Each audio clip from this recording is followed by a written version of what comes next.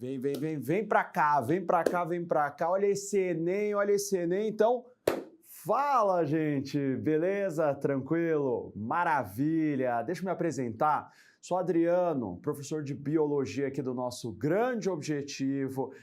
E bora lá, hein, para nossa resolução comentada da prova do Enem. Obviamente, da melhor parte, que é a minha parte de Biologia. Então, você vai ver que é uma prova padrão Enem, né? Fica clássico falar isso daí, né? Ou seja, ecologia, imunologia, bastante ali interpretação de texto, problemas ambientais. E faz o seguinte, produção, chama aqui as questões, porque essa primeira questão que você, vai ver ali bonitinho aqui, né, para você aqui, que tem um esquema geral. Joga em tela cheia aqui para mim, produção. Isso, maravilha, para ficar fácil para o pessoal acompanhar junto aqui comigo. Que ele está falando aqui justamente do esquema que representa aqui as fases do processo de biodigestão, uma forma de dar aqui um destino sustentável a excrementos, animais e restos de comida produzidos em áreas de criação de gado e porcos confinados. Tá aqui os bonitinhos, certo? Tá bom, então ele está te mostrando aqui todo esse procedimento, só que olha só, vamos lá para a pergunta. Dar destino sustentável às sobras, conforme apresentada na etapa 4, ajuda a evitar o quê? Gente, a etapa 4 tá aqui, as sobras servem como fertilizantes. Então, a partir do momento que você utiliza essas sobras como fertilizante, você vai impedir, né, que esses excrementos aí que sobraram, nessas sobras aí do processo 4, sejam jogadas diretamente em corpos d'água, provocando a eutrofização, né? Então, utiliza como fertilizante, impedindo que isso daí vá ser depositado no meio aquático, impedindo, obviamente, a eutrofização de corpos d'água. Letra bola, letra B, Agora, essa próxima questão é uma questão que é bem direta mesmo. Para você aí que curte um arroz, só que tem esse tal de arroz dourado, é uma variedade de arroz enriquecida em beta-caroteno, precursor aqui da vitamina A. Maravilha, tá? Daí ele vai perguntar o seguinte, esse alimento que é rico em beta-caroteno, que é precursor da vitamina A, contribui para diminuir a falta, a carência, né, associada a qual doença? Então, gente, se faltar vitamina A no seu organismo, o indivíduo ele vai ter um problema de visão, né? Então, esse problema de visão a gente chama popularmente aqui de cegueira noturna, tá? Por isso tem essa letra D, né? Porque a vitamina A, né, cujo precursor aqui é o beta-caroteno, é uma vitamina importantíssima para a formação aí da rodopsina, que é um pigmento fotorreceptor presente na retina do seu olho. Então, se faltar vitamina A, o indivíduo vai ter problemas ali na visão, né, que vai ser uma vitaminose conhecida como cegueira noturna. Essa é direta, hein? Essa é direta aqui, E agora a próxima, da Little Joana, da Joaninha. A figura apresenta a herança genética de uma característica a partir do cruzamento de insetos aí de uma mesma espécie. É a Joaninha, né, cara? Você bate olhando a Joaninha, tá? Então você tá vendo ali os indivíduos parentais, tá? E eles tiveram ali os filhotes, a primeira geração. E agora olha a pergunta. Qual alternativa apresenta a proporção fenotípica da prole resultante do cruzamento entre os indivíduos aí da primeira geração? Então você tem ali a letra A, que só nasce Joaninha ali só com bolinha. A letra B, só tá nascendo com os risquinhos.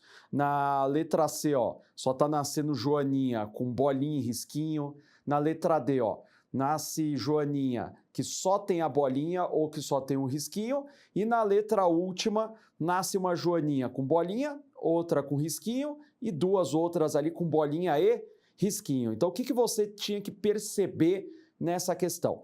Que é um caso de codominância. Então vamos colocar o genótipo aqui nessa figura, para ficar mais fácil aí da gente matar o exercício. Então imagina o seguinte, que a Joaninha que tem aqui a bolinha, que aqui no nosso exemplo vai ser o macho, ela vai ser Bzão, tudo bem? Já a Joaninha que tem o risquinho, que é a listra, que é a listra aqui, então eu vou chamar ela aqui, eu vou colocar o genótipo dela, ó, Lzão, Lzão, tá? Agora, ó, pensa, eu vou cruzar Bzão, Bzão com Lzão, Lzão. Então vai nascer uma Joaninha, ó, que é Bzão, Lzão. Ou seja, é um caso de codominância. Então ela vai ter tanto a bolinha quanto a listra. E se você cruzar, ó, Bzão, Lzão com outra Bzão, Lzão, né? Porque essa daqui, ó, também vai ser Bzão, Lzão, fazendo aqui aquela tabelinha clássica aqui do lado, ó. Então, quais são os filhotes possíveis aqui? Então, se a gente fizer esse cruzamento, ó, vai sair uma Joaninha Bzão, Bzão, só com bolinha. Outra Joaninha, ó, Bzão, Lzão, com bolinha e listra. Outra Joaninha, Bzão, Lzão, outra com bolinha e listra.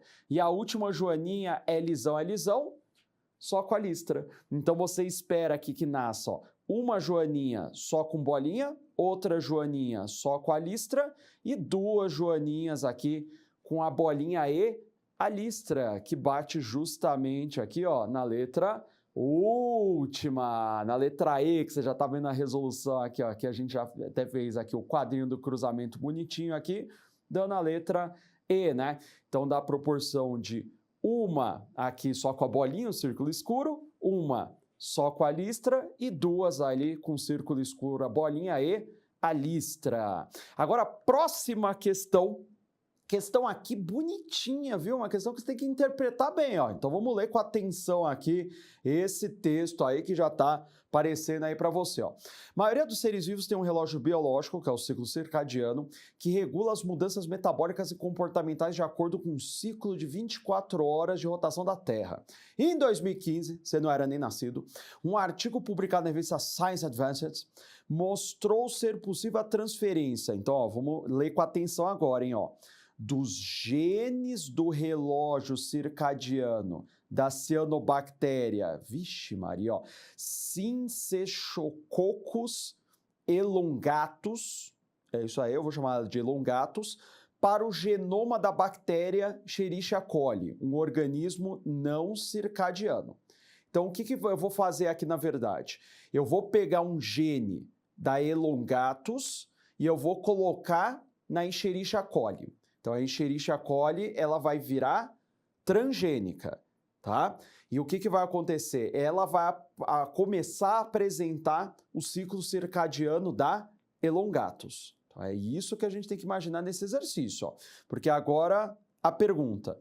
Estão presentes no organismo geneticamente modificado? Então, aqui, ó, o geneticamente modificado é Escherichia coli, tudo bem? Então, aqui, os genes do metabolismo de Escherichia coli apenas? Não, porque eu peguei um gene da outra espécie e coloquei na E. coli. A letra B, ciclo circadiano de E. coli. Não, gente, a E. coli não tem ciclo circadiano. Quem tem o ciclo circadiano é a outra bactéria, tá? Então isso aqui já está errado, ó. Olha a letra C. Genes do metabolismo da elongatus. Não, eu peguei o gene do ciclo circadiano dessa elongatus, tá? Então já está errado aqui a letra C, ó. E a Escherichia coli não tem gene para ciclo circadiano. E a letra última, ciclo circadiano da elongatus, tudo bem, aqui está certo. E ciclo circadiano da Escherichia coli. Não, gente, o texto falou para a gente que a E. coli não tem ciclo circadiano. Então, nesse caso, o que aconteceu aqui, ó? Você chega aqui na letra D, ó. Então, eu peguei um gene, né, do ciclo circadiano da elongatus e passei para a Escherichia coli. Só que, obviamente, a Escherichia coli tem os próprios genes do seu metabolismo, né? Por isso que tem que ser a letra D e essa tem que ler com atenção, hein? Questão bonitinha essa daí, mas tem que prestar atenção aí na leitura, ó. Agora, a nossa próxima questão direta, tá? Uma questão interessantíssima aqui, que tem a ver com genética, sabia? Ó. Os funcionários de um zoológico observaram que o aumento da taxa de mortalidade aqui, ó. Não, essa ideia é de zoologia, ó. de mortalidade de aves aquáticas por afogamento. Tadinhas. Um grupo de biólogos analisou o comportamento das aves aqui por várias semanas e observou que elas apresentavam dificuldade na flutuação por causa do encharcamento das penas aí com água. O aumento da taxa de mortalidade dessas aves estava associado na redução do quê? Aí você tem que lembrar o seguinte, que as bonitinhas aqui das aves... Aqui eu estou tentando desenhar uma ave, tá? Então tá aqui, ó. Tá aqui, uma bonitinha aqui de uma ave, né? Colocar um chapeuzinho nela. Ela tem uma glândula especial, que fica mais ou menos aqui, ó, que é a glândula uropigial, ou glândula uropigiana. E essa glândula uropigiana, ela secreta uma substância oleosa, que a ave pega isso daí com o biquinho dela e fica passando nas penas, né? Fica passando também no tegumento para impermeabilizar esse tegumento. Então, estava tendo esse problema aí de encharcamento das penas, dificuldade de flutuação, porque elas estavam tendo algum problema na secreção oleosa feita por essa glândula uropigiana. Por isso que tem que ser aqui direto essa letra C aqui, né? Letra C aqui, deixa eu ver, letra C de curupira, não, um beijo aí pro curupira aí, ó. Tentando lembrar de alguma ave aqui com a letra C. Letra C de cuco aqui, ó. Agora, olha a próxima. Ah, essa próxima é bonitinha, fala de sapo, ó. Fala de sapo aqui, ó. Os sapinhos ponta de flecha constituem um grupo de espécies encontradas na América Central e América do Sul. Um beijo, pessoal da América Central e América do Sul. Tá assistindo a gente agora ao vivo, hein? Seus venenos são obtidos, ó. Isso aqui vai ser importante para matar a questão, hein, gente? Então, ó, a questão do Enem, você tem que saber analisar os dados que ele te deu, ó. Então, ó, seus venenos são obtidos aqui por meio do consumo de algumas formigas e cupins que se alimentam de plantas que contêm esses venenos.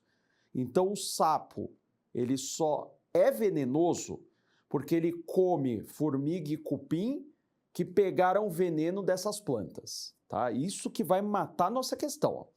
Esses anfíbios são usados para envenenar as flechas, as zarabatanas dos caçadores nativos. Quando capturados e criados em condições artificiais, ou quando nascidos em cativeiro, não são tóxicos. Então, por que eles não vão ser tóxicos? Porque a dieta deles em cativeiro é diferente da dieta deles na natureza, assim, no ambiente onde eles vivem normalmente. Tá? Então, é essa a ideia para você matar essa questão, tá? Então, lembra, né, que a carga genética do indivíduo é importante, mas as condições ambientais também são importantíssimas. Então, essa questão do Enem é bem bonitinha, porque foca nisso, nas condições do ambiente onde o indivíduo ele está. Tá? Porque a perda da capacidade de se obter a toxina aqui nos nascidos em cativeiros é causada pelo quê? Ó? Aqui tem que ser a letra B, ó, ausência de alimentação natural. Então, em cativeiro, eles não comem esses cupins e essas formigas que se alimentam das plantas que têm o veneno, que tem a toxina. Tá? Então, essa é bonitinha, gente. Essa daí é bem legal, é interpretação mesmo. Aqui, letra B, ó. Agora, essa próxima, ela é manjada, porque a gente sempre fala, ó, o Enem sempre pergunta coisa de imunologia, né? Soro, vacina, anticorpo. Então, lógico, ó, caiu aqui uma questão de vacina. Então, a produção, grande produção de vacinas exige uma sequência de procedimentos além do cumprimento estrito de verificações de segurança. No esquema, estão demonstradas as fases básicas realizadas para a fabricação de uma vacina, utilizando a tecnologia tradicional e o efeito dela no organismo. Tá bom. Então, você tem aqui o procedimento, certo? E a pergunta é bem direta também, tá? O antígeno, a molécula estranha, utilizado na vacina, causa um efeito protetor contra o vírus, por quê? Gente, qual que é a ideia da vacina? A vacina contém antígeno, e quando eu coloco esse antígeno no seu organismo, ele vai induzir a formação de anticorpos, que são proteínas de defesa do nosso organismo.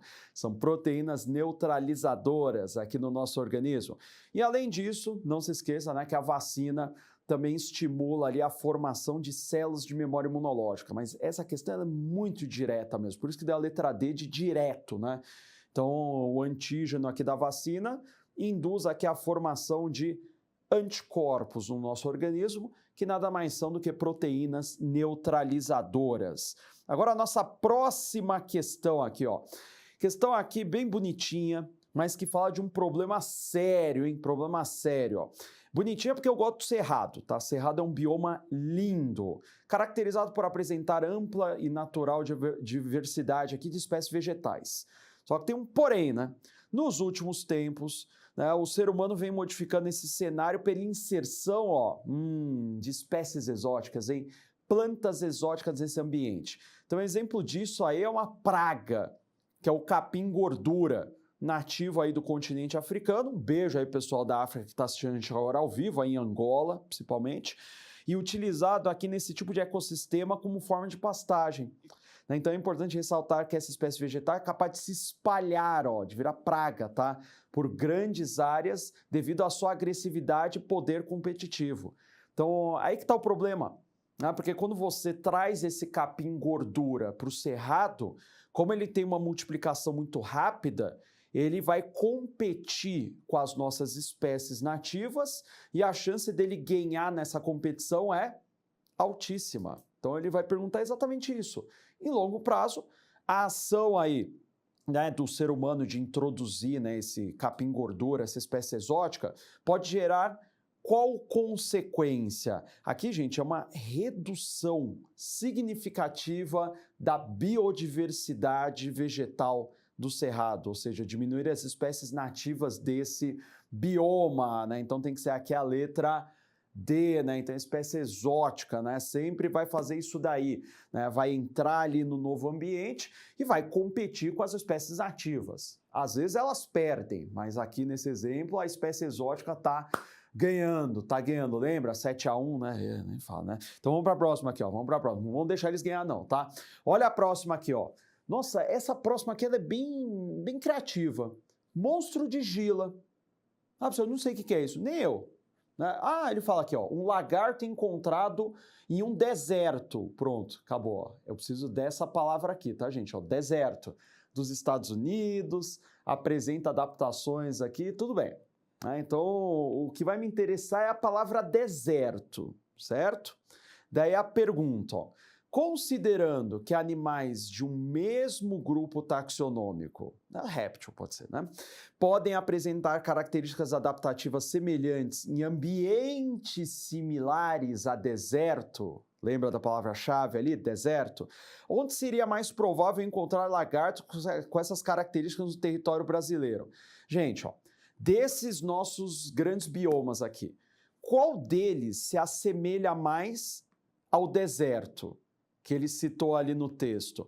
Aqui vai ser a caatinga, né? A caatinga é um bioma lindo, né? Que se assemelha mais ali a uma condição de deserto, né? Então aqui tem que ser a letra C aqui, letra C de caatinga, né? Então essa é direta também, essa daqui é diretaça, né? Conversa bastante com o pessoal da geografia, um beijo aí pessoal da geografia que tá assistindo a gente agora ao vivo, ó.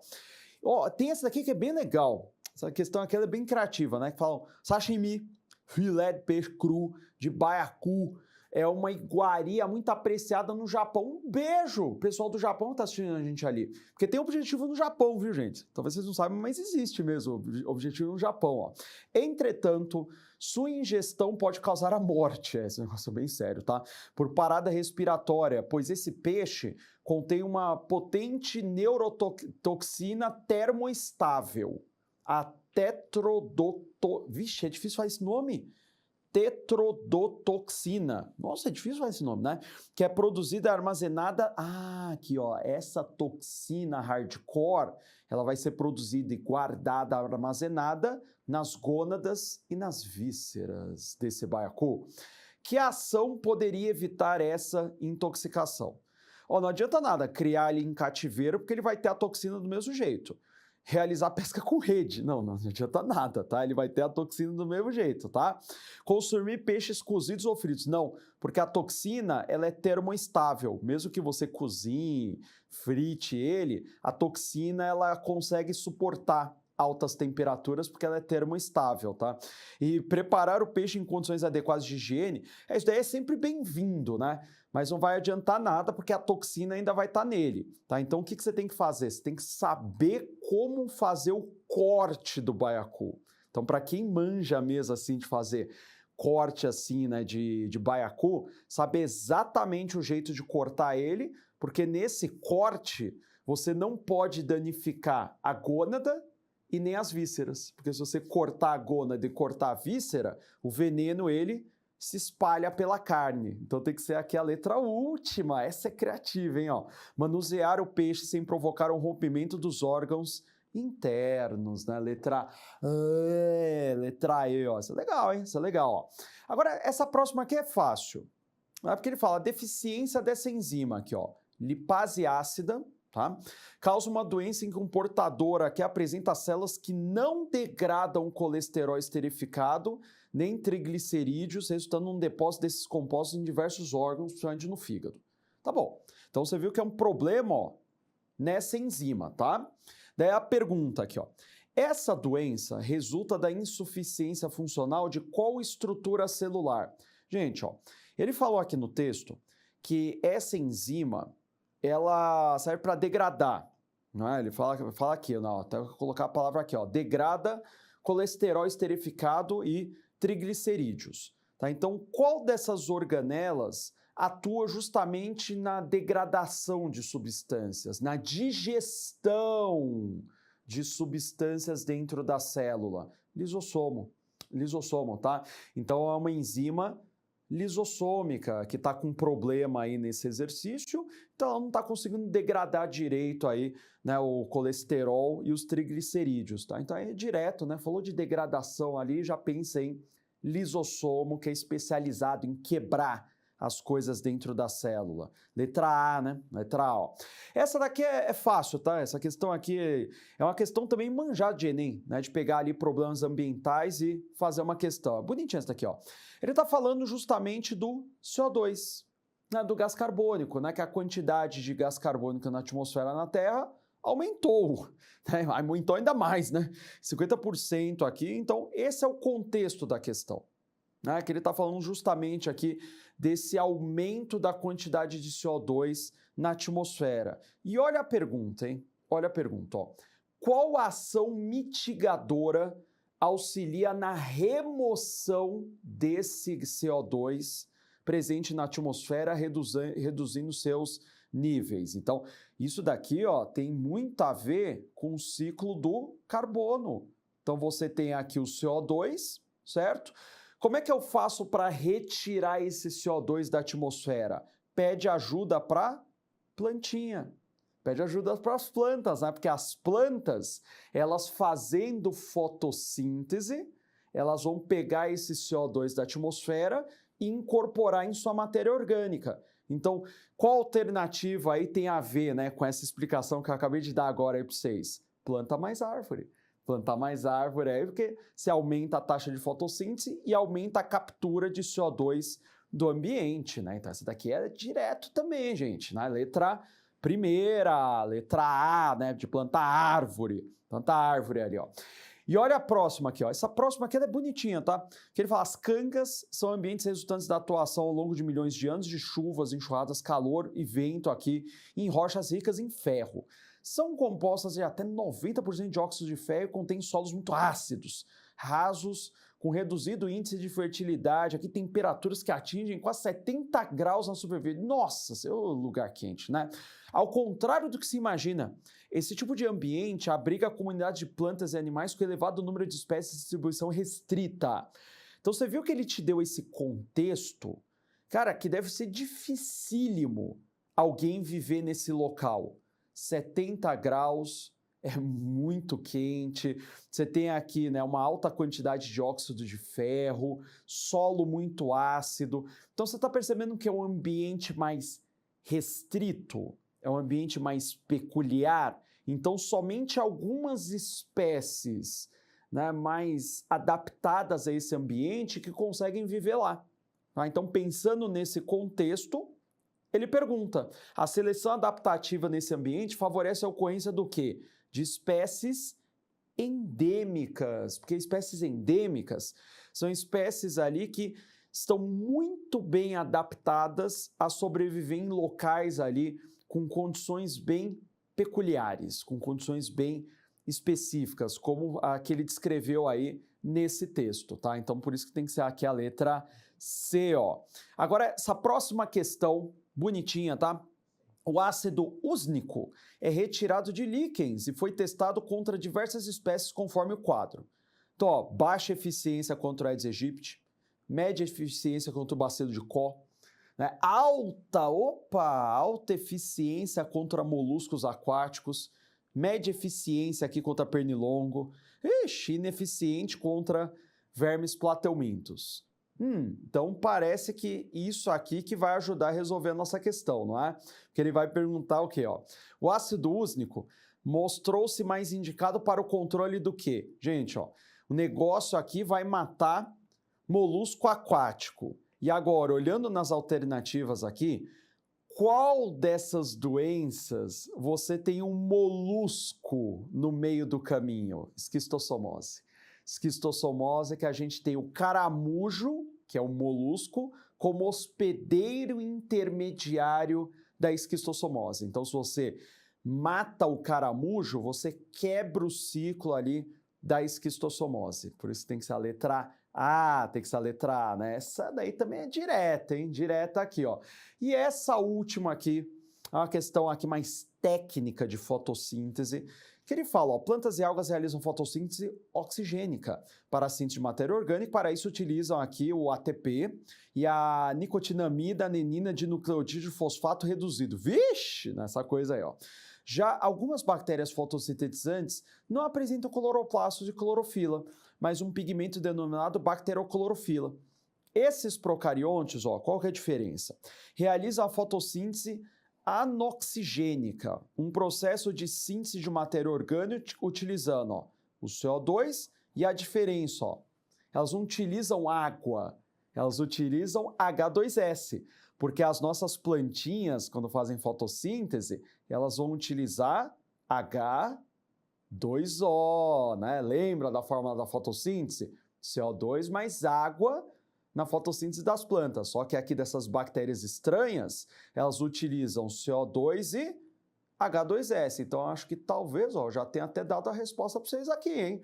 Que ele vai perguntar o seguinte, na fotossíntese oxigênica, qual composto desempenha a função análoga ao H2S? Gente, é a água, né? É a água aqui que vai ser, ó, o H2O, porque qual que é o papel da água na fotossíntese? É fornecer prótons e elétrons ali para o processo de fotossíntese, igual aqui o que o H2S faz na fotossíntese ali, daquelas bactérias ali meio estranhas aqui pra gente, né? Então tem que ser aqui a letra E de vem aqui no perto, E de é isso, E de Enem. Eu tenho certeza que você foi muito bem aí nessa prova, você sabe que a gente está torcendo aí por você, tá bom, gente? Então um beijo, um queijo aí, vai firme e forte, tá? Tchau!